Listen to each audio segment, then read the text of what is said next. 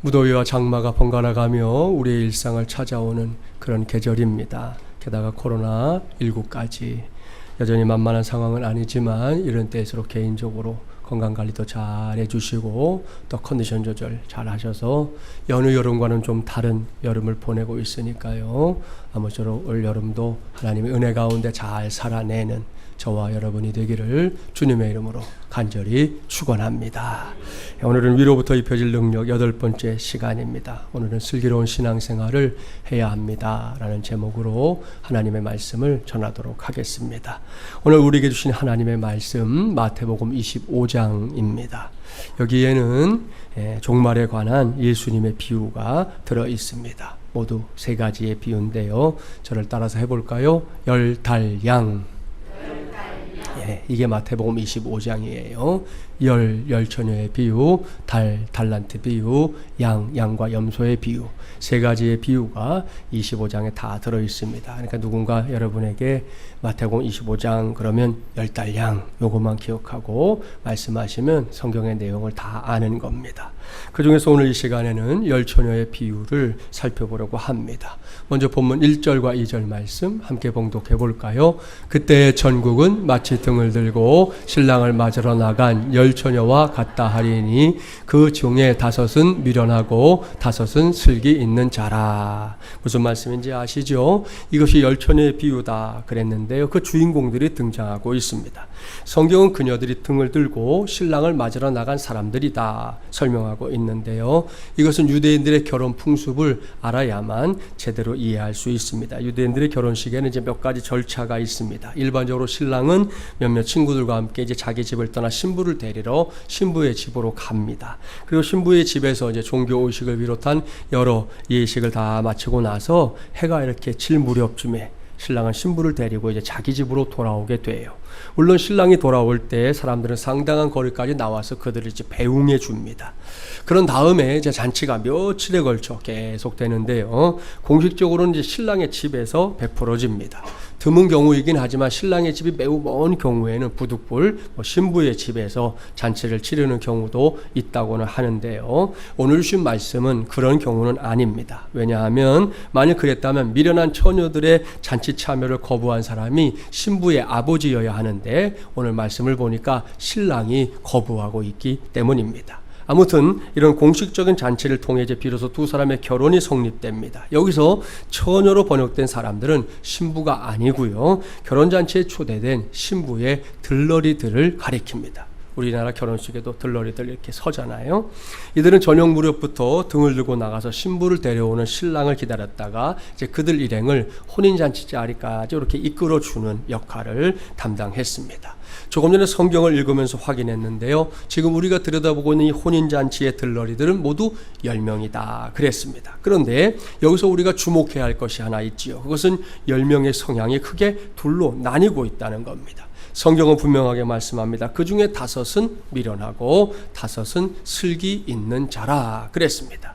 보십시오. 신랑을 기다리는 10명의 처녀들 가운데 5명은 미련한 사람들이다 그랬고요. 나머지 5명은 슬기 있는 사람들이다 이렇게 소개하고 있습니다.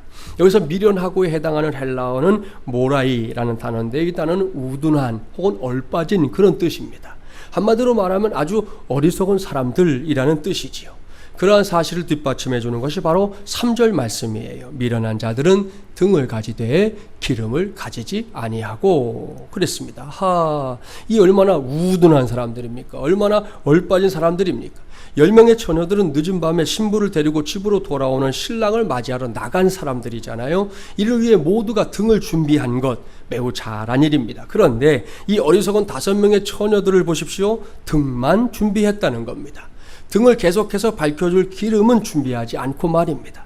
이것은 야밤에 으슥한 산속에 들어가겠다고 랜턴을 준비했는데 정작 필요한 배터리는 집에다 두고 나간 것과 별반 다르지 않은 매우 어리석은 일입니다. 여러분, 이런 어리석음, 자기는 물론이고 이 주변에 있는 많은 사람들을 피곤하게 한다는 거 경험한 적들이 있을지 모르겠어요. 옛날 옛적에 이제 한 엄마와 바보가 살았습니다. 이런 얘기에 꼭 등장하는 바보 있잖아요. 어느 날 엄마가 바보한테 심부름을 시켰어요. 약국에 가서 고약을 사와라. 이제 이 바보가 약국으로 가면서 자기가 사올 거를 이제 잊지 않으려고 고약 하면서 갔어요. 가다가 또랑이 나왔네요. 또랑을 펄짝 뛰었는데 뛰고 나니까 문제가 생겼어요. 금방 자기가 뭘 외우고 있었는지 잊어버린 거예요. 뭐였지? 아무리 생각해도 모르겠는 거죠. 할 수 없이 집으로 돌아갔어요. 그래서 엄마, 제가 그때 뭐 사오라고 하셨죠? 제가 그걸 잊어버렸어요. 그때 엄마가 고약 사오라고 했잖아 하고 점잖게 얘기해 줬어요. 다시 가죠. 고약. 아까 그 길인데 또랑이 있겠어요? 없겠어요? 여전히 있죠. 또 펄짝 뛰었는데 또 잊어버렸죠. 뭐였지? 아무리 생각해도 모르겠어서 다시 돌아갔어요. 엄마, 오늘 신부님 시킨 거 뭐 사라고 하셨죠? 엄마가 이제 화가 났죠. 고약 사오라고 그랬잖아. 소리를 지르니까 이 친구가 놀래가지고 알았습니다 하고는 다시 나와가지고 고약. 또랑이 없었으면 참 좋았을 텐데 여전히 있잖아요. 또 펄짝 뛰었는데 기억이 안 나는 거죠. 아무리 생각해도 기억이 안 나는데 돌아갔다가는 이게 메타작을 당할 것 같으니까 그냥 갔어요. 약국에 가서 약사에게 말했습니다. 아저씨, 약 좀 주세요. 그랬더니 무슨 약? 그냥 약 좀 달라고요. 무슨 약인지 알아야 줄 거 아니냐? 그냥 약이면 돼요. 약 좀 주세요. 신랑이가 이어지니까 이 약사 아저씨가 화가 나지 않겠어요? 나중에 말했죠. 이 고약한 놈 같으니라고. 그랬더니 옳거니 아저씨 고약이에요. 고약. 그래서 고약을 사가지고 집에 돌아갔다는 전설 따라 삼천리였습니다. 보십시오. 사람이 어리석으면 이렇게 자기가 고생하는 건 그건 기본이고 주변에 있는 사람들을 고생시킬 때가 많습니다. 그런데 본문에 나오는 5명의 처녀들이 어떤 사람들이다? 그렇게 어리석고 우매한 처녀들이었다. 그렇게 말씀하고 있습니다.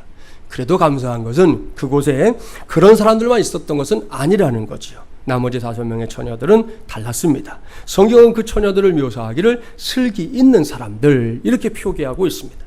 여기에 슬기 있다라고 번역된 단어는 이 프로니모이라는 말인데요. 이 단어는 지혜롭고 준비성과 분별력이 있어서 자신의 행동을 잘 조절해 나갈 수 있는, 아울러 매사에 신실한 태도를 갖고 있는 것을 말합니다.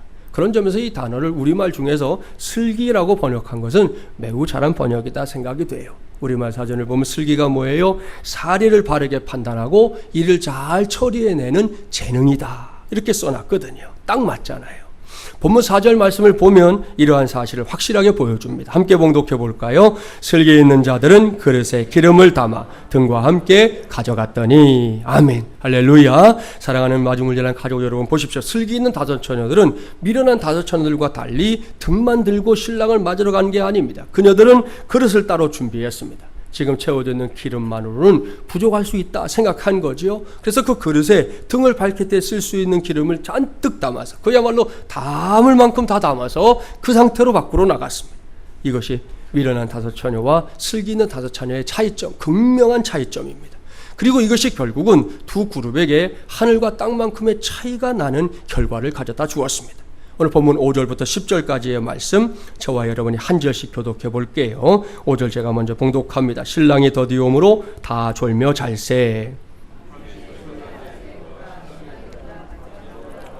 이에 그 처녀들이 다 일어나 등을 준비할세.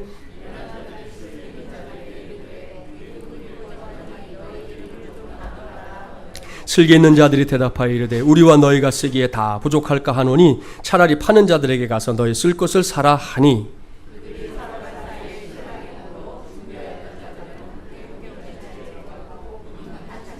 자, 이 말씀 무슨 말씀인지 아시죠? 처음에는 10명의 처녀들이 함께 등을 들고 밖에 나가서 신랑과 신부를 기다렸다는 거죠. 그런데 뭔가 일이 있었는지 신랑 일행이 생각했던 것보다 더디 오게 되었습니다. 여러분, 이건 우리의 인생에서도 매우 자주 종종 일어나는 일입니다. 무엇이든 내가 생각하거나 기대했던 대로 되지 않는 거 말입니다. 그것이 시간에 관한 것이든 상황에 관한 것이든 사람에 관한 것이든 간에 내가 그려놓은 그림대로 되기보다 그렇지 않을 때가 훨씬 더 많다는 거, 우리 인생의 경험이지 않습니까? 10명의 처녀들에게도 그러한 일이 벌어진 거예요. 그래서 모두가 이제나 저제나 신랑과 신부가 오기만을 기다렸는데요. 그렇게 기다리다가 그만 깜빡 졸기까지 했습니다. 드디어 신랑이 신부와 함께 도착했다는 거죠. 신랑이 왔다, 신랑이 왔어. 어서 나와서 신랑과 신부를 맞이해라.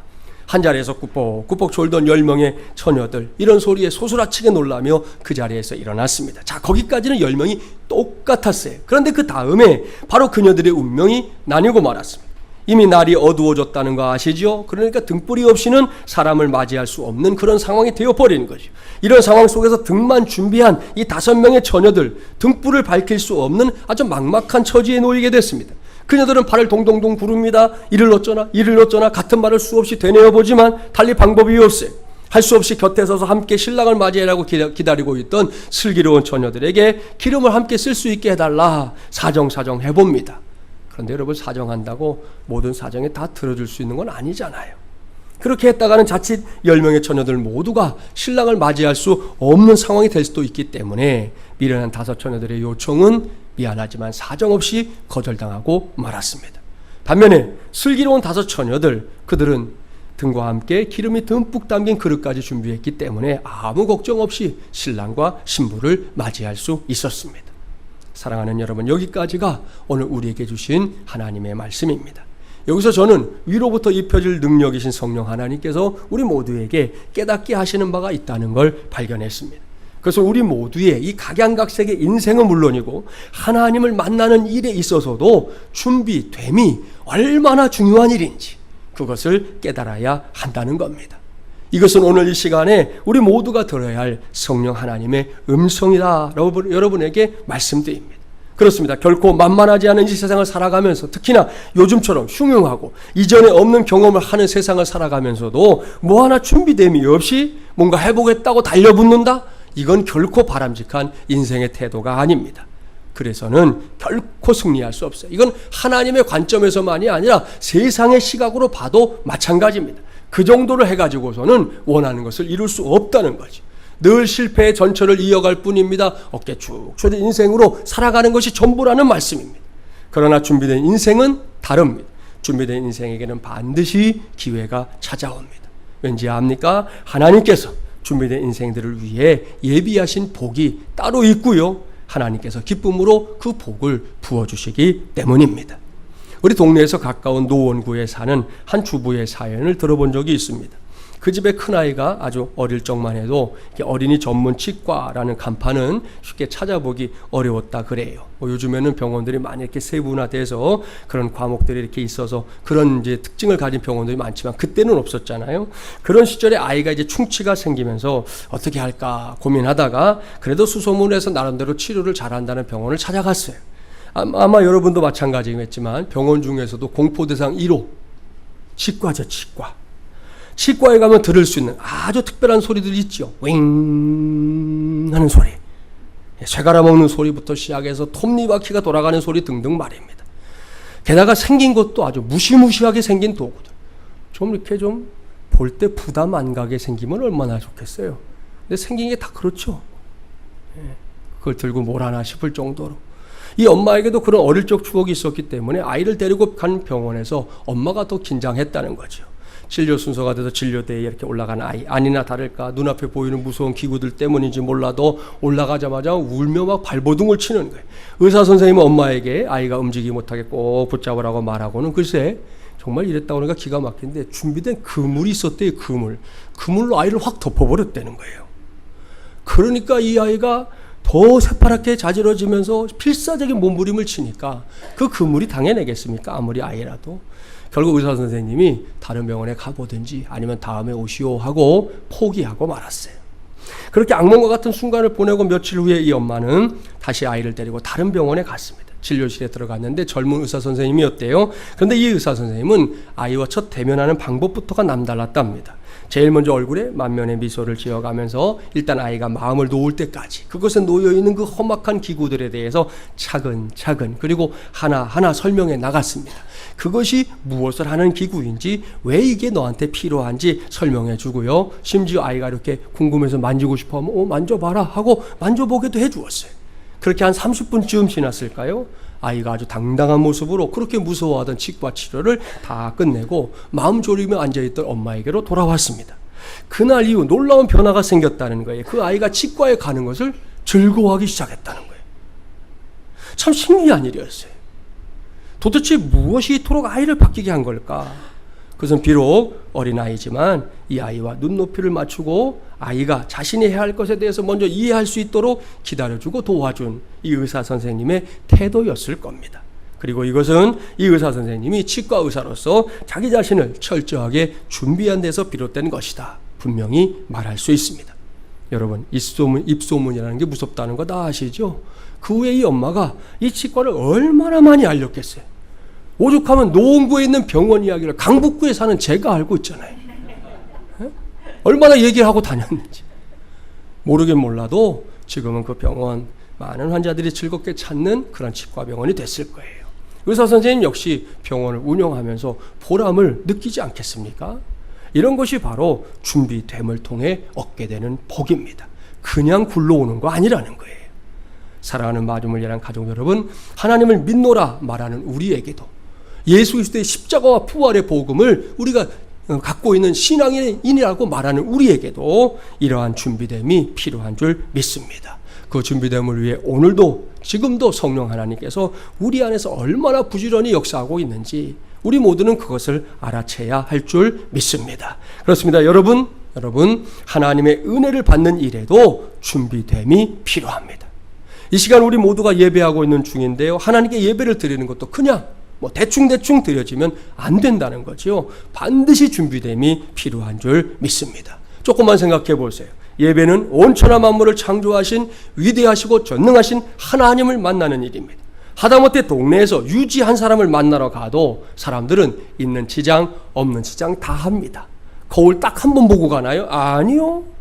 그날따라 거울을 전신 거울이 있으면 하면서 하여튼 볼 거 다 보고 다 준비하고 그러고서야 나갑니다. 그리고 그 사람을 만나는 자리에 가면 어떻게 합니까? 매우 조심스럽게, 점잖게, 교양 있게, 매너 있게 행동하기를 힘씁니다. 그렇다고 해서 이런 걸 대단하다고 여깁니까? 아니요. 당연하다 여깁니다. 당연히 그렇게 하는 거지. 그런 생각을 모두가 한다는 거예요. 그렇다면 하나님 앞에 나오는 일, 하나님을 만나는 자리에 찾아오는 건 어떻습니까? 이 자리가 동네 유지를 만나는 자리만도 못하냐 이거예요. 그렇지 않습니다. 결코 그렇지 않습니다. 이건 비교조차 할 수 없는 일이죠.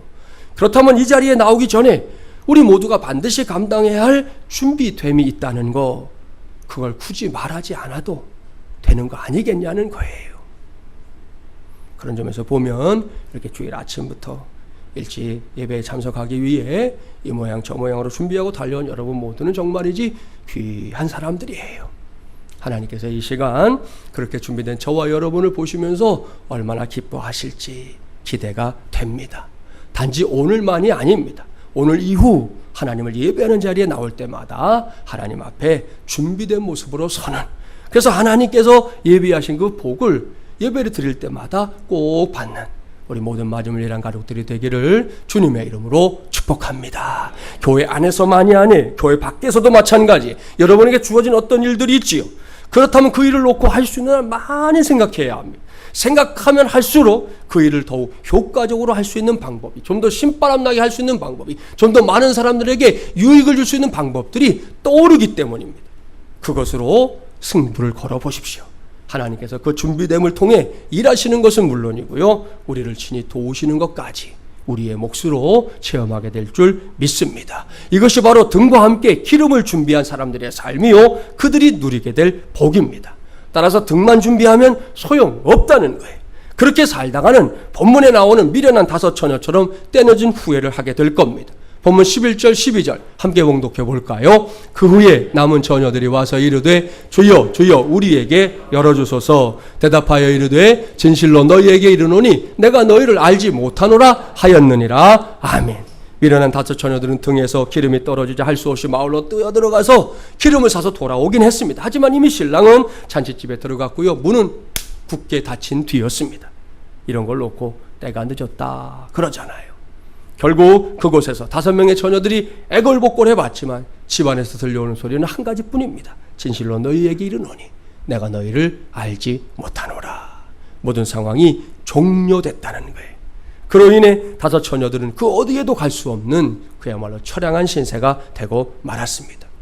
이렇게 말씀을 마무리하면서 예수님께서 당시에는 제자들에게, 오늘은 저와 여러분에게 당부하시는 말씀이 있어요. 본문 13절 함께 봉독해 볼까요? 그런즉 깨어있으라. 너희는 그날과 그때를 알지 못하느니라. 아멘. 사랑하는 마중물 예란 가족 여러분, 이것은 우리 주님 예수님의 말씀입니다. 깨어 있으라. 이것이 우리 주님 예수님의 당부, 그것도 신신당부, 간곡한 당부입니다.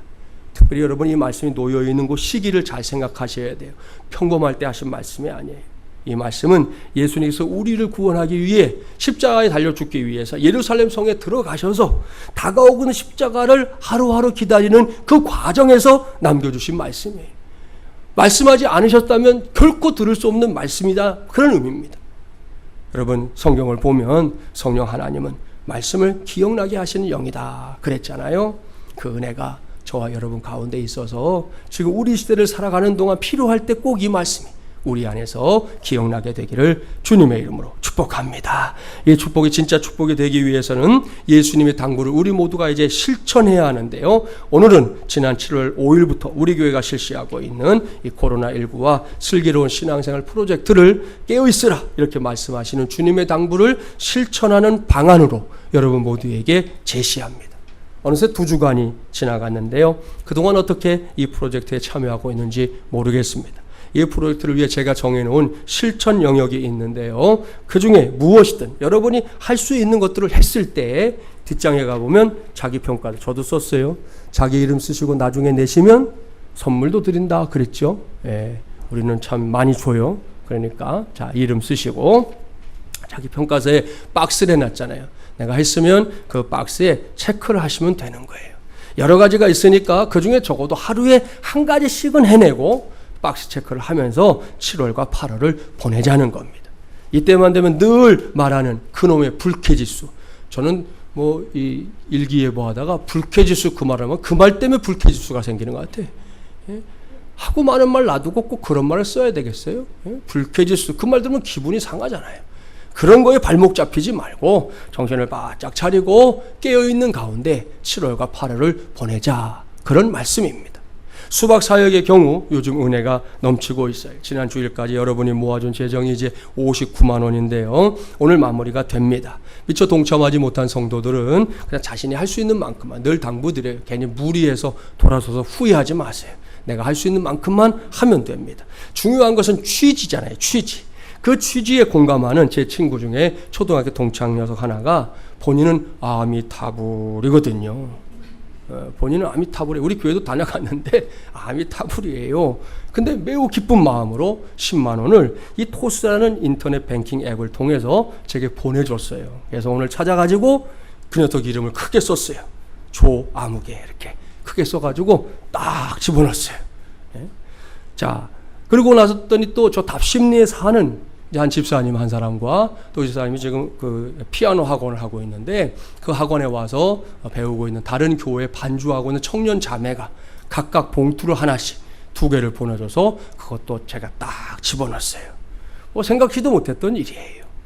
다음 주일 3부 예배 후에 사역을 감당하려고 하는데요. 인근에 있는 길 건너 야채가게 사장님, 총각들 셋이서 일하거든요. 거기 그거 찾아가서 취지를 설명했어요. 그랬더니 목사님 정말 좋은 일 하시는데 제가 좋은 물건 준비하겠고요. 또 가격도 잘 조정해 드리겠습니다. 그렇게까지 얘기를 해서 그렇게 하자 그랬고요. 한 절반 정도는 이제 우리 교회 집사님이 일하고 있는 회사를 통해서 또한 준비할 예정입니다. 이 사역을 하나하나 준비하면서 우리 모두가 이 여름의 더위에 치거나 눌리지 말고 깨어있게 되기를 바랍니다. 그리고 내일부터 수요일까지 진행될 줌으로 동참하는 한여름밤의 성경 통독회에도 열심히 동참하십시오.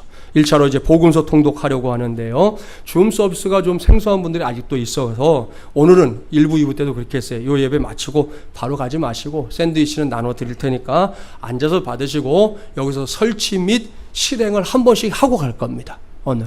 이렇게 하시고 움직이지 마시고 그냥 앉아 계시면 돼요. 그래서 해보면 이렇게 하는 거구나 알 수 있잖아요. 저녁에 2시간입니다. 그것도 우리는 딱 3일만 합니다. 제가 4일 같으면 하라고도 안 합니다. 여러분 우리나라 사람들 뭐 좋아해요? 삼세판 좋아하잖아요. 삼세판. 그래서 딱 3일이에요. 4일 할 것 같으면 안 했어요. 3일만 합니다. 그것도 저녁에만 2시간 투자합시다. 꼭 집이 아니어도 됩니다. 이건 밖에서도 가능합니다. 카페에 계세요? 사는 사람 방해하면 안 되니까 이어폰 꽂으면 다 할 수 있어요. 버스 안에서 지하철 안에서 어디서든 다 할 수 있어요. 여러분의 스마트폰이 있으면 다 할 수 있는 거예요. 그러니까 3일 동안 2시간 딱 투자해서 이전에 몰랐던 새로운 세계의 경험도 해보시면서 깨어있는 성도의 삶을 살아내기를 바랍니다. 한 가지만 더 당부하죠. 그것은 기도합시다입니다. 사실 이것이야말로 깨어있으라 이렇게 말씀하시는 주님의 당부를 직접 실천하는 것 중에서도 으뜸이다 이렇게 말씀드릴 수 있습니다. 지금 우리가 살고 있는 시대 누가 봐도 기도 없이는 살 수 없다는 거 사실 아닙니까? 사실입니다. 100% 사실입니다. 그렇다면 당장 저와 여러분 모두가 자기 자신의 기도 생활을 좀 대대적으로 점검해야 하지 않겠냐는 거예요. 이 코로나19가 길어지면서 우리의 신앙의 줄도 느슨해지고 하나님 앞에 기도하는 것에 대해서도 그냥 소극적이 되고 식사 기도나 할까? 나머지는 관심 없이 그렇게 시간을 보내고 있다고 하면 점검해야 되지 않겠냐는 거예요. 영국 회중교회 목사인 조지프 파커 박사님은 누구보다 기도를 강조한 사람이었는데요. 그는 기도가 역사와 공동체 그리고 삶과 미래를 바꿀 수 있다 믿었습니다. 그 목사님은 이렇게 말했습니다. 기도를 열심히 하는지 안 하는지를 어떻게 알아볼 수 있는지 아십니까? 그것은 얼굴이 증명해 줍니다. 매일 하나님과 가까이 하지 않는 사람의 얼굴에는 영혼의 아름다움이 없습니다. 왜냐하면 풍기는 인상이 기도와 거리가 멀게 느껴지기 때문입니다. 늘 주님과 함께하는 사람에게서는 주님의 정원에 피어있는 향기로운 꽃향기가 납니다. 그렇게 말했습니다. 할렐루야. 지금 당장 옆 사람의 얼굴을 지그시 좀 봐보세요. 그 사람의 얼굴에서 향기로운 꽃향기가 납니까? 지난주에 제가 신신당부했기 때문에 적어도 그분의 얼굴이 우거지상은 아닐 거예요. 그렇죠? 지난주에 이별하자 그랬죠. 지난주 오후에 감사하게도 어느 집사님이 오셔서 얘기하더라고요. 지난주 우리가 점심 못 먹었잖아요, 여기서. 그래서 이제 점심시간에 몇 분과 함께 식당에 식사를 갔는데 추어탕을 드셨대, 추어탕. 추어탕에 우거지가 들어가요, 안 들어가요? 들어가죠. 딱 차려놓고는 얘기했더니 오늘 목사님 설교 들었죠? 우리 오늘 이거 먹고 우거지 상관에 이별합시다. 그러고는 이제 추어탕을 열심히 드셨다고. 목사는 아무것도 안 먹었는데 와서 얘기하셔서 좀 서글프긴 했지만 아무튼 그러셔서 잘하셨다 그랬어요. 잘하셨다고. 여러분 우거지상하고는 우리 이별합시다.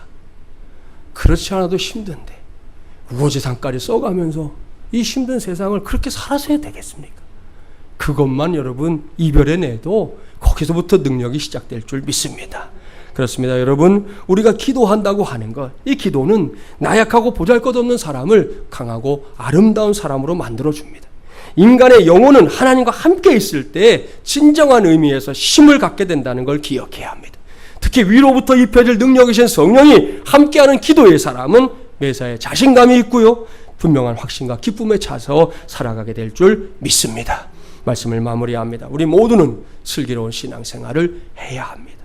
이것은 취사 선택의 대상이 아니에요. 신앙의 세계에 발을 들여놓았다면 마땅히 감당해야 할 내 몫입니다. 다른 사람 몫이 아니라. 그러려면 미련한 다섯 처녀처럼 등만 준비하는 어리석은 성도가 되면 안 됩니다. 슬기로운 다섯 처녀처럼 등과 함께 기름도 준비하는, 그것도 넉넉하게 준비하는 우리 마주물려란 가족들이 되기를 주님의 이름으로 축복합니다. 그리고 주님의 당부, 그것도 아주 간곡한 당부 잊지 맙시다. 깨어있으라. 2020년 7월 현재 전 세계가 마찬가지인데요. 우리 공동체 역시 역대급에 해당하는 어려운 시절을 만났습니다. 하지만 굴하지 않고 주님께서 당부하신 바를 슬기로운 신앙생활 프로젝트를 통해 실천하는 중이에요. 이 모든 사역에 있어서 저와 여러분이 서로 선봉장이 되기를 힘쓰기 바랍니다. 그렇게 해서 우리 모두가 각자의 가정과 우리 교회, 이 나라와 이 민족, 또 저 열방에 이르기까지 축복의 통로로 쓰임받는 하나님의 귀한 사람들 되기를 주님의 이름으로 간절히 축원합니다.